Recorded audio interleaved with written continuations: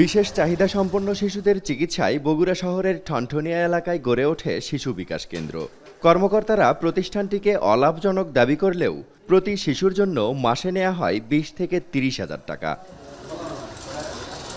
মোটা অঙ্কের টাকা দিয়েও মিলছে না কাঙ্ক্ষিত সেবা। উল্টো বিশেষ চাহিদা সম্পন্ন শিশুদের মারধর, টাকা নিয়ে থেরাপি না দেয়া, এমনকি আবাসিকের শিশুদের খাবারের মান নিয়ে উঠেছে অভিযোগ। আমার বাচ্চা তো প্রায় জ্বর লাগেই থাকতো। আমার বাচ্চা চুলে হাত দিতে দিত না, কারণ ওরা চুল ধরে মারতো। আমার বাচ্চাকে চুল ধরে টানতো। এখানে আসে যদি আমার বাচ্চা চিকিৎসা না পায়, মারধর খায়। আবার আপনার মনে করেন যে টাকাও যাচ্ছে 6 মাসে 20,000 টাকা করে নিচ্ছে ওনারা। কেন? ওনারা অবশ্যই চিকিৎসা তো ঠিকভাবে করবে, না করে তো ওরা করতেছে না। একটা সময় যখন দেখলাম যে অনেক বাচ্চার গায়ে আঘাতের চিহ্ন আছে, আমার বাচ্চাও যাইতে অনেক সময় ভয় পাইতো। এই বিষয়টা যখন আমি সন্দিহান হয়ে পড়ি, তারপরে আমি ওখান থেকে চলে আসার চেষ্টা করি। বিশ্বমানের থার্মিক্স রড, সালাম স্টিল থার্মিক্স, দেশের একমাত্র থার্মিক্স রড। শিশু নির্যাতনের অভিযোগ তুলে সম্প্রতি চাকরি ছেড়েছেন প্রতিষ্ঠানটির কয়েকজন থেরাপিস্ট। পাইপ দিয়ে এসে পাড়ায় ধরে পিটাইতো।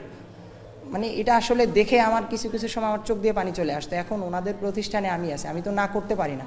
আমি অনেকবার না করছি, ভাই এইভাবে মারেন, এইভাবে মারেন, একটা দুর্ঘটনা ঘটে যাবে। তো উনি হাইসা হাইসা আমাকে বলতো যে থেরাপি দিতেছি। আমাকে উপর থেকে ফোন দিয়ে বলে দিত যে প্যারেন্টসরা যাচ্ছে, তুমি একটু তাদেরকে ম্যানেজ করো। কিন্তু আসলে আমার কাছে সে আঘাত পাই নাই। হ্যাঁ, দেখা যাচ্ছে যে আমাকে সেটা ম্যানেজ করতে হইতো, মানে মিথ্যা বলতে হইতো, সোজা কথা। অভিযোগের বাস্তবতা খুঁজতে গেলে থেমে যেতে হয় শিশু বিকাশ কেন্দ্রের দরজাতেই। জানানো হয় পরিচালকের অনুমতি ছাড়া প্রবেশ নিষেধ। পরে অনুমতি মিললেও ক্যামেরার সামনে কথা বলতে রাজি হননি পরিচালক। বিষয়টা হচ্ছে যে আমাদের এখানে কিছু অ্যাডভাইজার আছে, হ্যাঁ, তো তাদের সাথে আমি কথা বলার পর তারা আমাকে এতটুকু পারমিশন দিয়েছে যে তাদের সাথে আপনি কথা বলেন, তারা কি বলে তাদের কথা অ্যান্সার দেন। তাদের কাছ থেকে এখন আমি এই পারমিশন পাই নাই যে আমি ভিডিওতে কোনো কথা বলবো। এদিকে শিশু বিকাশ কেন্দ্রে নিয়োগ চুক্তিপত্রের বেড়াজালে বিভিন্নভাবে হয়রানির শিকার হয়েছেন থেরাপিস্টরা। কারো শিক্ষাগত যোগ্যতার মূল সনদ আটকে রেখেছেন, কাউকে পাঠানো হয়েছে উকিল নোটিশ, এমনকি কারো নামে দেয়া হয়েছে মিথ্যা মামলা। আমি লিগ্যাল এইটে গেছিলাম, কি একটা সাধারণ অভিযোগ করছি যে আমার সার্টিফিকেটগুলো যেন ওখান থেকে উঠাই দেওয়া হয়, চাকরি করব না। তখন লিগ্যাল এইট ওনাদের একটা নোটিশ পাঠায় যে আমাকে যেন পেপারসগুলো ফেরত দেওয়া হয়। সেই নোটিশ দেখে তারা গিয়ে আমার নামে মামলা করে প্রতারণা করছে, তাদের সঙ্গে এরকম ডিট ভঙ্গ করছে।